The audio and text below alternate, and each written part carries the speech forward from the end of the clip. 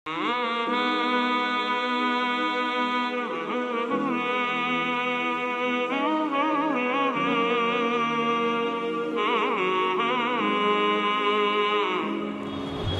الحمد لله نحمده ونستعينه ونستغفره ونعوذ بالله من شرور أنفسنا ومن سيئات أعمالنا من يهده الله فلا مضل له ومن يضلله فلا هادي له وأشهد أن لا إله إلا الله وحده لا شريك له وأشهد أن محمدًا عبده ورسوله أما بعد فإن خير الحديث كتاب الله وخير الهدي هدي محمد صلى الله عليه وسلم وشر الأمور محدثاتها وكل محدثة بدعة وكل بدعة ضلالة وكل ضلالة في النار فأعوذ بالله من الشيطان الرجيم بسم الله الرحمن الرحيم قال الله تبارك وتعالى في القرآن المجيد والفرقان الحميد ولقد أرسلنا رسلا من قبلك وجعلنا لهم أزواجا وذرية وقال النبي صلى الله عليه وسلم النكاح من سنتي فمن رغب عن سنتي فليس مني تمام قسم کی تعریفات حمد و ثنا کبریائی بڑائی بزرگی اللہ رب العالمین کے لیے لائق اور زیبا ہے۔ بے شمار درود و سلام ہوں تمام انبیاء کرام پر، خصوصاً میرے اور آپ کے آخری نبی جناب محمد الرسول اللہ صلی اللہ علیہ وسلم پر۔ محترم بزرگوں، دوستوں، عزت مآب خواتین اسلام، حاضرین جمعہ، آج کے اس خطبہ جمعہ کا موضوع ہے اسلامی شادی اور مسلم معاشرہ۔ حاضرین، اللہ تعالیٰ نے انسانی نظام کو چلانے کے لیے، انسانی حیات کی بقا کے لیے شادی جیسے نظام کو اسلام میں رکھا ہے، اور اس نظام کی، اس رشتے کی اہمیت اسی بات سے لگائی جا سکتی ہے کہ دنیا میں سب سے پہلے جو رشتہ پایا گیا ہے وہ میاں بیوی کا رشتہ ہے۔ سب سے پہلے انسان کون ہے دنیا کے؟ حضرت آدم علیہ السلام، اور دوسرے انسان حضرت حوا علیہ السلام، اور ان دونوں میں جو رشتہ پایا گیا وہ زوجیت کا رشتہ جو دنیا میں سب سے پہلے پایا گیا۔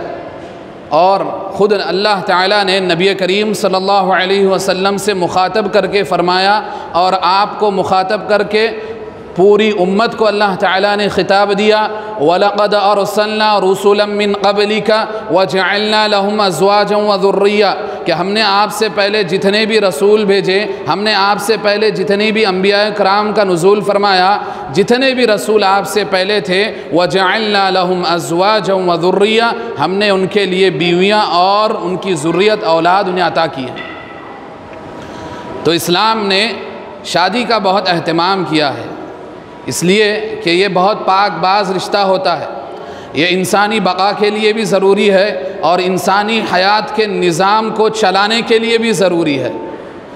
ورنہ آپ دیکھیں اگر شادی کا نظام نہ ہو تو انسانیت باقی نہیں رہیں گی، اور اگر شادی کا نظام نہ ہو تو فحاشی اور بدکاریاں عام ہوں گی، جس سے حیات زندگی سکون سے، چین سے نہیں گزریں گی۔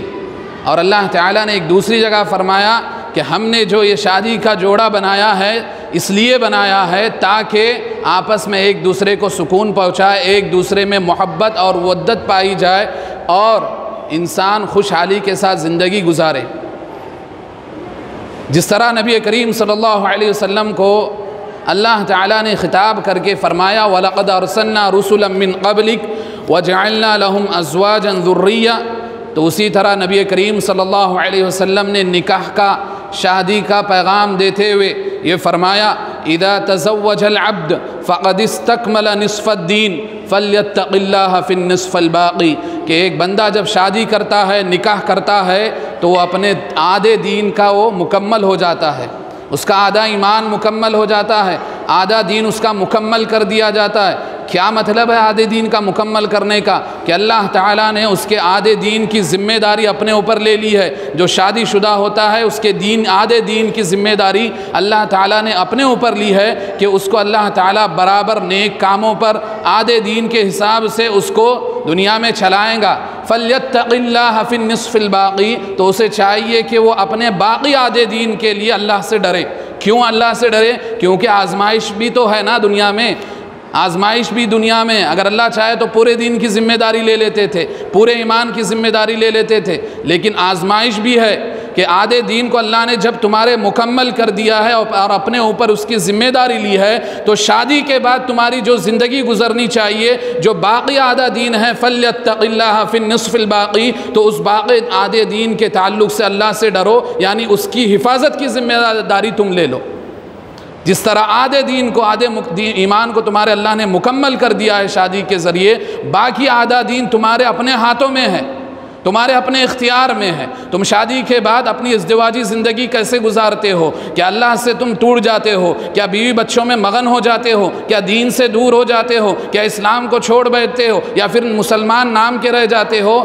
اللہ تعالیٰ نے اسی لیے فرمایا، نبی کریم صلی اللہ علیہ وسلم نے فَلْيَتَّقِ اللَّهَ فِي النِّصْفِ الْبَاقِي، تو چاہیے کہ ہر ایک کو اپنے باقی آدھے دین پر اللہ سے ڈرے، یعنی حفاظت کرے، کہ جس طرح اللہ تعالیٰ نے آدھے ایمان کی تمہاری مکمل کر دیا، تمہارا آدھا ایمان، باقی آدھا ایمان تمہارے اپنے ہاتھوں میں ہے، تم اس کو دین پر لگا کر اس کی حفاظت کرو۔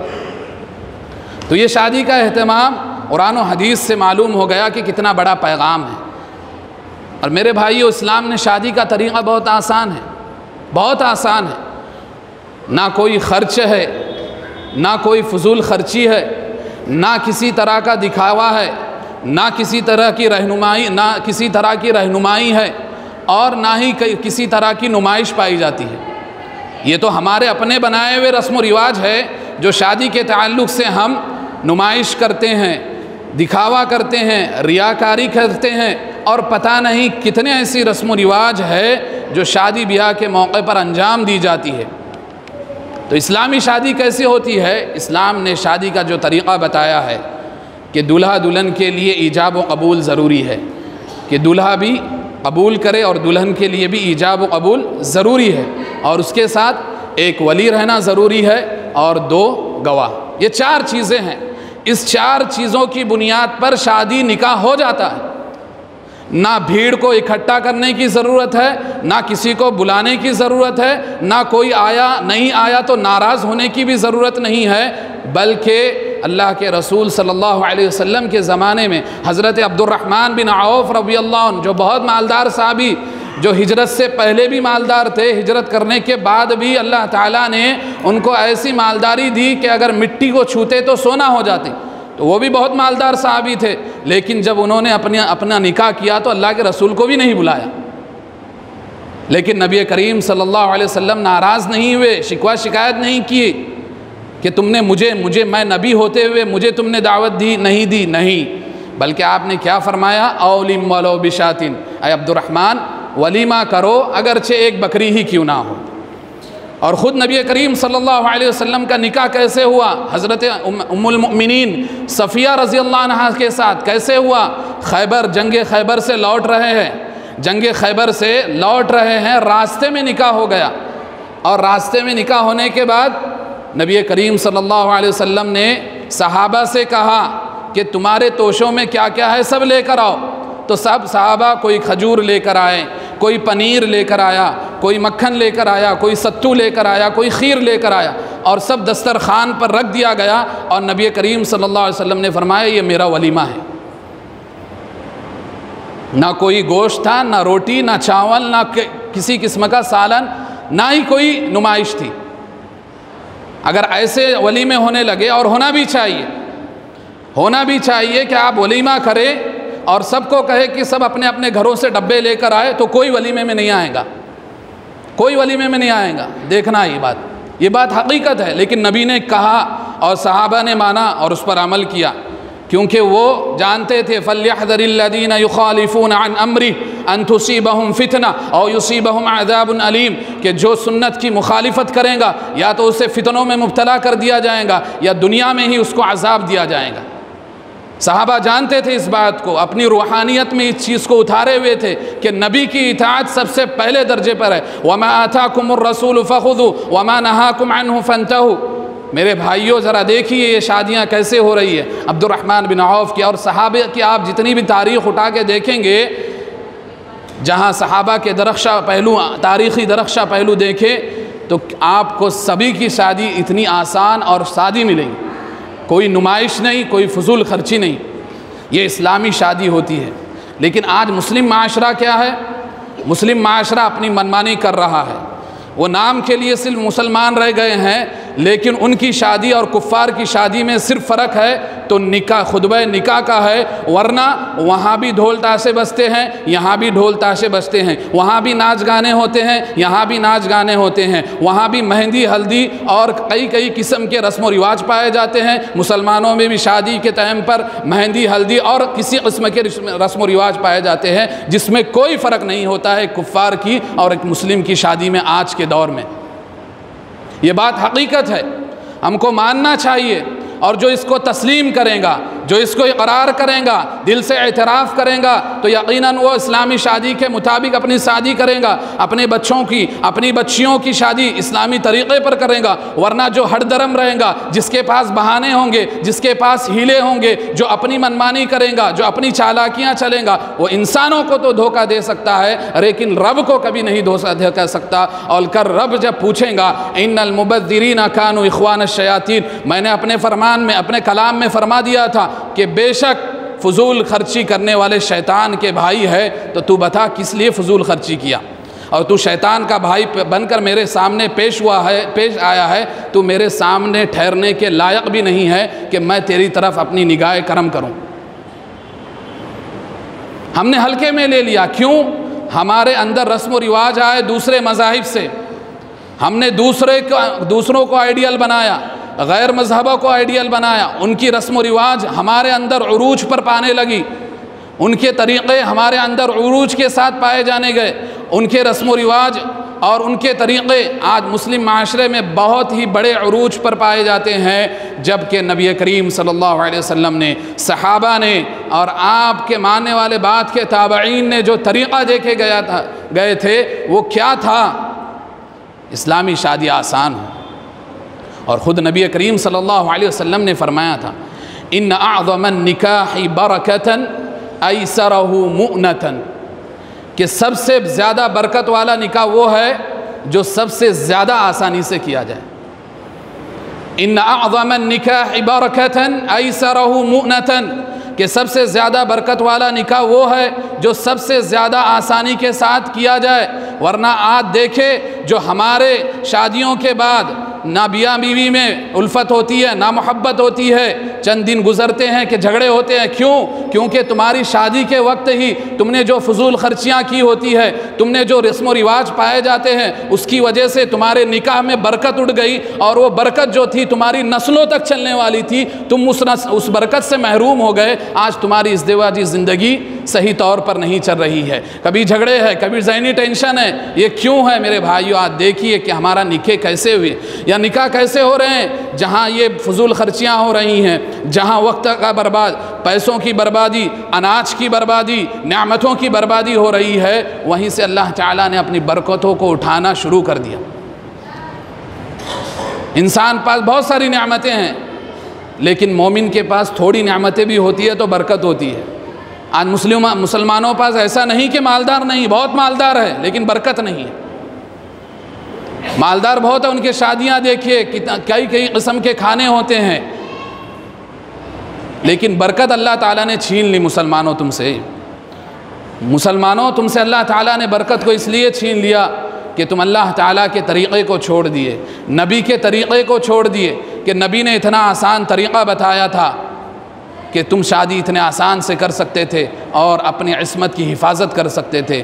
لیکن میرے بھائیوں، افسوس صد افسوس، آج زنا آسان ہو چکا ہے لیکن شادی مشکل ہو گئی ہے۔ وہ اس وجہ سے کہ ہم نے اپنے اعمال کی وجہ سے، ہم نے اپنی شادیوں بیاہ کو اس رسم و رواج میں اس طرح سے گھیر دیا کہ ایک انسان اس کا متحمل نہیں ہوتا ہے، تو ان کے گھروں میں بیٹیاں، جوان بیٹیاں عمر تک پہنچ چکی ہے، بڑی بڑی عمر تک پہنچ چکی ہے، باپ کے پاس پیسے نہیں ہے کہ وہ جہیز کا انتظام کر سکے، باپ کے پاس انتظام نہیں ہے کہ وہ ان شادی بیاہوں کی رسم و رواج جو آج معاشرے میں عروج پر ہے ان کو پورا کر سکے۔ اگر نہیں کریں گے تو لوگ نام رکھیں گے۔ میرے بھائیوں، آج ہم یہ سبب بنے ہیں، اور آج مسلم معاشرے کا جو مالدار طبقہ ہے، جو اہل خیر طبقہ ہے، وہ اس بات کے سبب ہے کہ وہ آج مسلم غریب مسلمانوں کے اوپر بوجھ بنے ہوئے ہے کہ اللہ نے ان کو نعمتیں دی ہے، اللہ نے ان کو پیسوں سے نوازا ہے، تو وہ اپنے بیٹیوں کا خرچہ دھوم دھام سے شادی کرتے ہیں، جس پر غریب مایوس ہوتا ہے، غریب مسلمان مایوس ہوتا ہے۔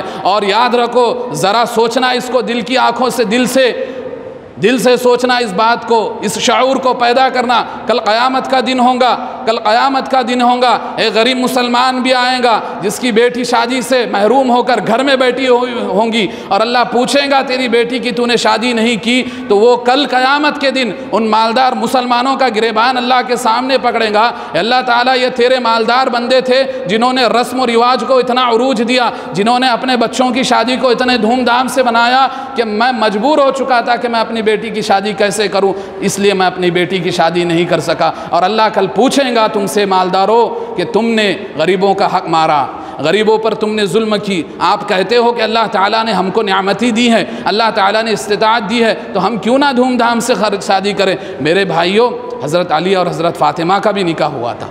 کائنات میں سب سے مقدس نکاح، کائنات کا سب سے مقدس جوڑا، کائنات کی سب سے مقدس ازدواجی زندگی جو تھی حضرت علی اور حضرت فاطمہ رضی اللہ عنہما کی تھی۔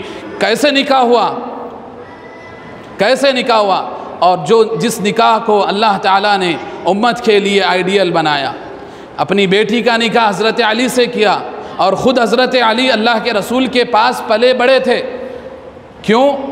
ابو طالب جو تھے وہ اتنے، حضرت علی جو تھے عبد المطلب، وہ اتنے متحمل نہیں تھے کہ اپنے تمام بیٹوں کی پرورش کرے، تو اللہ کے رسول نے بچپن میں ہی حضرت علی کو اپنے ذمے پالنے پوسنے کی ذمہ داری لے لی تھی، ان کو پالا پوسا بڑا کیا، تو صرف شادی کے وقت جو ضروریات زندگی ہوتی تھی اس کو جہیز بول کر نہیں دیا، جس کو دلیل بناتے ہیں آج مسلمان دھڑلے سے، جو جہیز دیتے ہیں اپنی بچیوں کو، وہ دھڑلے سے دلیل بناتے ہیں اس بات کی کہ اللہ کے رسول نے اپنی بیٹی کو بھی جہیز دیا۔ نعوذ باللہ ثم نعوذ باللہ، تمہاری عیاری، تمہاری مکاری، تمہاری عیاشی اتنی غمگین ہو گئی، اتنی تم اس میں مبتلا ہو گئے کہ نبی کے عمل کو تم دلیل بنا کر اپنے گناہوں کے کام کر رہے ہو۔ اس سے بڑی گمراہی اور اس سے بڑا فتنہ کچھ نہیں ہو سکتا۔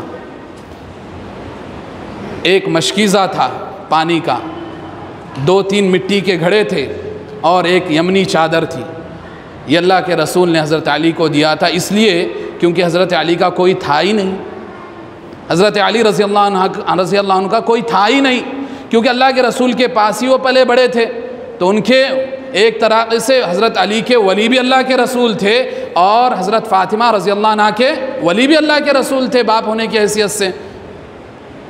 تو اللہ کے رسول نے صرف اتنا سامان دیا اور اپنی بیٹی کو رخصت کیا،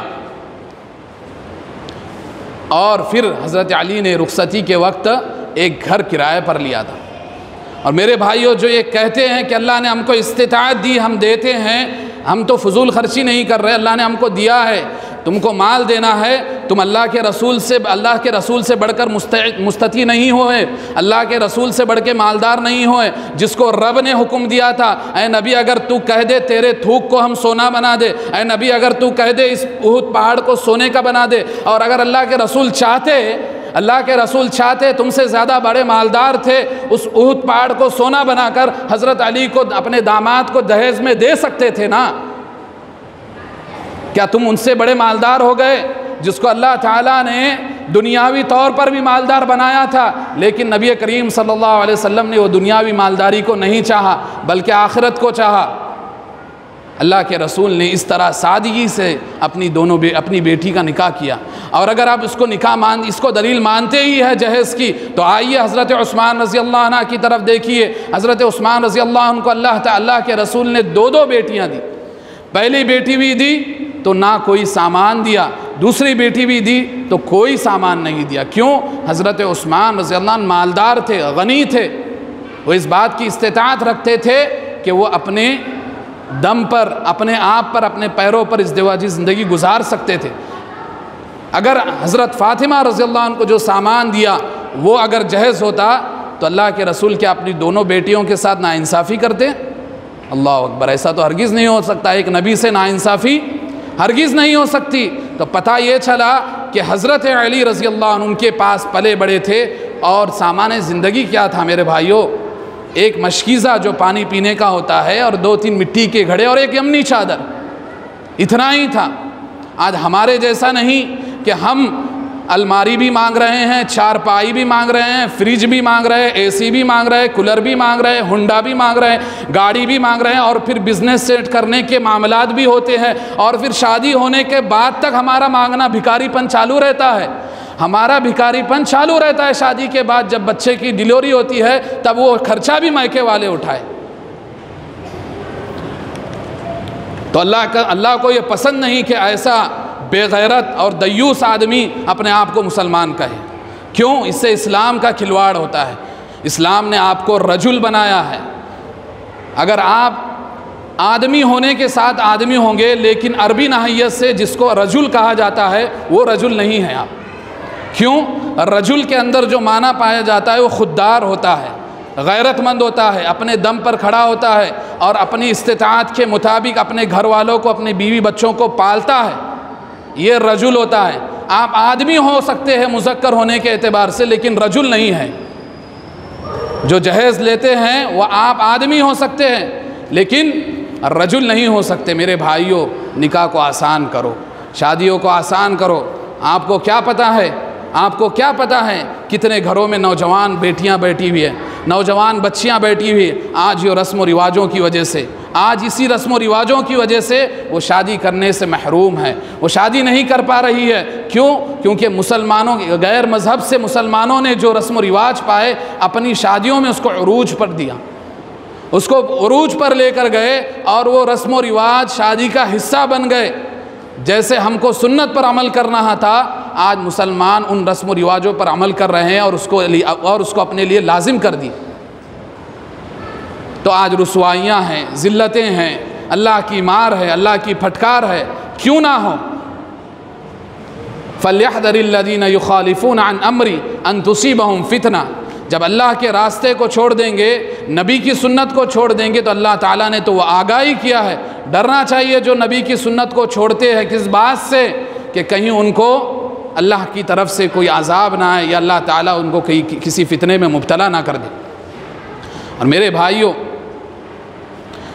ازدواجی زندگی اللہ تعالیٰ نے جو بنائی ہے، یہ اس لیے کہ انسان دین پر قائم رہے، اس کی آنکھوں کی حفاظت ہو، اس کی شرمگاہ کی حفاظت ہو۔ اللہ کے رسول نے کیا فرمایا؟ یا معشر الشباب من استطاع منکم الباءۃ فلیتزوج فإنہ اغض للبصر واحسن للفرج۔ یا معشر الشباب، اے نوجوانوں، من استطاع منکم فلیتزوج، تم میں سے جو استطاعت رکھتا ہے تو اسے چاہیے کہ شادی کرے۔ کیوں؟ فإنہ اغض للبصر، اس سے نگاہوں کی حفاظت ہوتی ہے، وَأَحْسَنُ لِلْفَرَجِ، اور شرمگاہ کی حفاظت ہوتی ہے۔ تمہاری نگاہیں محفوظ رہیں گی تو تمہاری عبادتوں میں اطمینان اور سکون پایا جائے گا۔ تمہاری نگاہیں بدکاری سے اور بے حیائی سے محفوظ رہیں گی تو تمہاری عبادتوں میں اللہ تعالیٰ تمہیں سکون دیں گے، چین دیں گے۔ آج انسان نمازیں بھی پڑھتا ہے، تلاوت بھی کرتا ہے، لیکن سکون نہیں ہے۔ کیوں؟ نگاہوں کی حفاظت نہیں کرتے آج نوجوان۔ آج کا نوجوان نگاہوں کی حفاظت نہیں کرتا ہے، بلکہ اپنی نگاہوں کا غلط استعمال کر کے تاڑنے لگتے ہیں، اور اللہ تعالیٰ نے ایسے نوجوانوں سے دین کی توفیق چھین لی ہے کہ وہ دنیا میں مگن ہو گئے ہیں، دنیا والے ہو گئے ہیں، اللہ تعالیٰ سے دور ہو گئے ہیں۔ میرے بھائیوں، اسلامی شادی کے مطابق اپنے بچیوں کی شادی کیجیے، ورنہ کل اللہ تعالیٰ آپ سے پوچھیں گا جو رسم و رواج کرتے ہیں، جو اللہ تعالیٰ نے اسلامی شادی میں اللہ تعالیٰ نے صحابہ نے جو کیا ہے، ان تقریبات کو ضرور کیجیے، ضرور کیجیے، لیکن جو رسم و رواج غیر مذہب سے آئی ہے اسے جڑ سے اکھاڑ دی۔ یہ دھیرے دھیرے نہیں ہوگا، جڑ سے اکھاڑنا ہوگا، اس کی مخالفت کرنی ہوگی۔ جس شادی میں نکاح میں کھانا ہوتا ہے، اس عقد کے بعد اس میں نہیں جانا ہوگا، اور آپ اگر نہیں جائیں گے اور آپ اگر اس بات کا حوالہ دیں گے کہ جب کسی مسلمان کو دعوت دے تو دعوت قبول کرنی چاہیے، اللہ کے رسول کی حدیث ہے ضرور قبول کرنی چاہیے، جہاں سنت کی مخالفت پر دعوت دی جائے وہ دعوت قبول نہیں کرنی چاہیے، وہ دعوت قبول نہیں کرنی چاہیے۔ تو اس میں مخالفت ہوں گی، ناراض ہوں گے لوگ، ہونے دو، لیکن اللہ تعالیٰ کو راضی کرو، سنت کو عام کرو۔ آج میرے بھائیوں شادی بہت بڑا مسئلہ بن گیا ہے، جبکہ اسلام نے اتنا آسان طریقہ بتایا، اور یہ جو نموذج ہے، یہ مثالیں آپ کو تابعین بھی میں ملیں گے۔ سعید بن مسیب رحمہ اللہ بہت بڑے تابعی ہے مدینہ کے، اور بہت بڑے محدث بھی رہ چکے ہیں۔ سعید بن مسیب رحمۃ اللہ علیہ جو بہت بڑے محدث ہے، ان کے ایک شاگرد تھے، ایک غریب اور مفلس شاگرد تھے۔ وہ دیکھے کہ کئی دنوں سے وہ شاگرد ان کے درس میں حاضر نہیں ہو رہے، تو کئی دنوں کے بعد ان کے شاگرد جب درس میں حاضر ہوئے تو انہوں نے پوچھا اس شاگرد سے، کیا بات ہے کہ بہت پریشان اور غمگین نظر آ رہے ہو؟ تو اس شاگرد نے کہا کہ میری بیوی کا انتقال ہو گیا، اس لیے میں درس میں حاضر نہیں ہو چکا تھا۔ تو سعید بن مسیب رحمۃ اللہ علیہ فوراً کہنے لگے، اچھا کیا تم میری بیٹی سے نکاح کرو گے؟ شاگرد نے بلا سوچے سمجھے کہ استاد ہے، یہ نہیں سوچا کہ کیسی ہوں گی بیٹی، کیسے ڈھنگ کی ہوں گی، بلکہ استاد کے ادب میں کہہ دیا ہاں کر دوں گا۔ لیکن آپ جانتے ہیں سعید بن مسیب رحمۃ اللہ علیہ کی جو بیٹی تھی اتنی خوبصورت تھی، اس وقت کا جو خلیفہ تھا اس کے بیٹے نے سعید بن مسیب رحمۃ اللہ علیہ کو نکاح کا پیغام دیا تھا، لیکن آپ نے اس کے نکاح کے پیغام کو، اس شہزادے کے پیغام کو ٹھکرایا اور اپنے اس غریب مفلس شاگرد کے ساتھ اپنی بیٹی کا نکاح کرایا۔ جب یہ شاگرد اپنے گھر گئے ولیمے کی تیاری کرنے کے لیے، تو تھوڑی دیر بعد دروازے پر ان کے کسی نے کھٹکھٹایا۔ اب وہ سمجھے کہ کون ہو گئے، تو انہوں نے آواز دی، انہوں نے پوچھا ان کے شاگرد نے کون ہے، تو انہوں نے کہا سعید۔ تو ان کے شاگرد نے کہا کہ میرے ذہن میں جتنے سعید نام کے تھے وہ سارے آنے لگے۔ کیوں؟ کیونکہ سعید بن مسیب رحمۃ اللہ علیہ کا حال تو یہ تھا، وہ تو گھر سے مسجد سے گھر ہی جاتے تھے اور کہیں نہیں جاتے تھے، لیکن جب دروازہ کھولا تو سعید بن مسیب رحمۃ اللہ علیہ تھے اور اپنے ساتھ اپنی بیٹی کو لے کر آئے تھے، اور کہا کہ تمہاری میرے پاس کچھ امانت رہ گئی تھی، اس امانت کو دینے آیا ہوں۔ اور اپنی بیٹی کو اپنے شاگرد کے ہاتھ میں اس کا ہاتھ دے دیا اور اپنے بیٹی کو آگے کیا۔ ہو گیا نکاح۔ وقت کے محدث ہے، امام ہے، تابعی ہے، کسی کو بولا نہیں، اور اپنے شاگردوں کو وہ جانتے تھے۔ اپنی بیٹی کا نکاح جہاں سے ان کو پیغام آیا شہزادے کا، اس کو ٹھکرایا، لیکن اس کو قبول نہیں کیا۔ تو میرے بھائیوں، اس میں جہاں آسان نکاح کا سبق ملتا ہے، وہیں اس بات پر دلیل بھی ہے کہ اپنی بچیوں کو دیندار لڑکوں کو دو، دیندار نوجوانوں کو دو۔ کیوں؟ اگر دنیا میں وہ بھوکا سوکھا کھلائیں گا، لیکن انشاءاللہ اس کے گھر میں اگر اس کی وفات ہوں گی تو جنت میں جائیں گی۔ اس کی آخرت کی فکر کرو۔ جو دیندار ہوں گا وہ آپ کی بیٹی کو سنبھالے گا۔ کیوں؟ جو دین کا غدار ہوں گا وہ آپ کی بیٹی سے کیسے وفادار کر سکتا ہے؟ جو دیندار نہیں ہوں گا، جو اللہ کا غدار ہوں گا، اللہ کے راستے سے ہٹا ہوگا، اللہ کے ساتھ وفا نہیں کر رہا ہے، رسول کی سنتوں کے ساتھ وفا نہیں کر رہا ہے، دینداری اس میں نہیں پائی جاتی ہے، تو کیا گارنٹی ہے کہ وہ آپ کی بیٹی کے ساتھ وفا کرے؟ کیا گارنٹی ہے کہ وہ آپ کی بیٹی کو ہنسی خوشی رکھ سکے؟ جس کا خود دین محفوظ نہیں ہے، جو خود دین پر نہیں ہے۔ تو یہ میرے بھائیوں، اپنی بچیوں کا نکاح کرو تو دیندار گھرانے میں کرو، اور اپنے بچوں کا بھی نکاح کرو تو دیندار لڑکی سے کرو۔ آج ہمارا حال کیا ہے کہ ہم جب اپنے بچے کے لیے بچی ڈھونڈتے ہیں تو ہم کو جہیز والی ہونا، مالدار ہونا، خوبصورت ہونا اور نوکری والی ہونا، اور وہ بھی نوکری کون سی؟ گورنمنٹ نوکری۔ آج ہم یہ دیکھتے ہیں۔ تو میرے بھائیوں، جب دنیا سوچو گے تو دنیا میں ہی رہ جاؤ گے، پھر آخرت تمہاری نہیں بنے گی۔ جب اس نکاح کے ذریعے جس شادی کا مقام، جس شادی کی نیت، جس شادی کا مقصد صرف دنیا ہی ہے، تو اولاد بھی دنیا ہی پائیں گی، آخرت نہیں پائیں گی۔ نسل بھی دنیا میں ہی چلیں گی، آخرت میں کام نہیں آئیں گی۔ تو اپنی ان شادیوں کو دین پر کرو۔ اسی لیے نبی کریم صلی اللہ علیہ وسلم نے فرمایا تھا، تنکح المرأة لأربع، لمالها ولحسبها ولجمالها ولدینها فاظفر بذات الدین، کہ عورت سے جو نکاح کیا جاتا ہے وہ 4 چیزوں کی بنیاد پر، اس کے مال کی وجہ سے، اس کی خوبصورتی کی وجہ سے، اس کے حسب نسب کی وجہ سے، اور اس کے دین کی وجہ سے۔ فَاظْفَرْ بِذَاتِ الدِّین، اور اللہ کے رسول نے آگے فرمایا تم دین والی لڑکی کو ترجیح دو ورنہ تم ہلاک ہو جاؤ گے۔ فَاظْفَرْ بِذَاتِ الدِّین تَرِبَتْ یَدَاک، دین والی لڑکیوں کو ترجیح دو ورنہ ہلاک ہو جاؤ گے۔ میرے بھائیوں، نبی کریم صلی اللہ علیہ وسلم کے اس فرمان پر غور کیجئے کہ نبی کریم صلی اللہ علیہ وسلم نے دین کا ذکر چوتھی مرتبہ پر اس لیے کیا کہ آپ نے اس بات کی پیشن گوئی دی ہے اس میں کہ جو شادیاں مسلمانوں میں ہوں گی یا تو مال کی وجہ سے ہوں گی یا حسب نسب یا خوبصورتی کی وجہ سے اکثریت کی بنیاد پر ہوں گی۔ اور چوتھے نمبر پر دین کا ذکر اس لیے کیا کہ جو دین کو ماننے والے رہیں گے وہی دین والی لے کر آئیں گے۔ جو خود دیندار نہیں ہوں گے، جو دنیا پرست ہوں گے، جو دنیا کی محبت میں مبتلا ہوں گے، وہ دنیا کی محبت ہی کے تحت سوچیں گے اور دنیا والی ہی لے کر آئیں گے، جس کے پاس مال ہو، حسب نسب ہو، دین ہو یا نہ ہو، کوئی فکر نہیں۔ تو آج شادیاں ہماری ایسی ہو رہی ہیں، تو پھر کہاں سے نسل اچھی آئیں گی؟ کیا ہماری اولاد امام بخاری اور صلاح الدین ایوبی بنیں گی؟ اگر ہم ایسے خواب سوچیں گے ایسی شادیاں کر کے، تو ہرگز نہیں۔